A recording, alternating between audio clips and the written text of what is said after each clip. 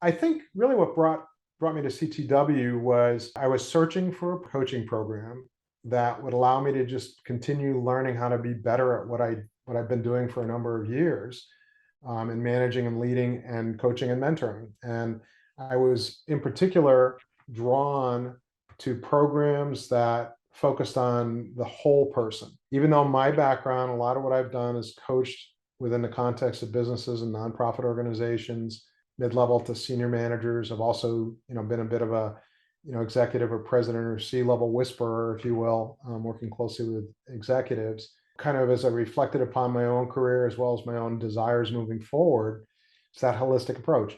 I don't fundamentally believe that you can effectively separate or compartmentalize life or non-work from work. I think they all come together. And so as I look through the hundreds of coaching programs available today, I narrowed it down to maybe three or four that really resonated with me. That seemed to take an approach that was consistent with my own beliefs. At the end of the day, CTW really stood out to me as where I was going to get what I was looking for is that first big step into the formal coaching world. And secondly, good value. Part of the value proposition was the fact that your philosophy aligned with my own philosophy.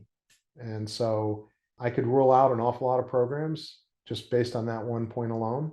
The program itself, what I really appreciated about the program were really several things. One is the frameworks. I love the footsteps model. I think it gives me a good framework as a coach to really lay out each of my sessions with my clients. At the same time, what I also appreciate is the fact that by design, it's meant to be flexible. I mean, every meeting that I've had or every session I've had with a client, we don't exactly follow things to a T, because what I love about the coaching approach that I've been learning through CTW is we've just got to learn to adapt. We've got to learn to adapt to what the client needs in the moment. That's going to help them right then and there. But the framework gives me a place I can go back to, or that I can lay out for the client to help them get the most out of the time that we have together. There's other tools like the Web of Life is one I would highlight that somebody who works largely with business, nonprofit leaders, and entrepreneurs. And I was a little reluctant initially at using the Web of Life,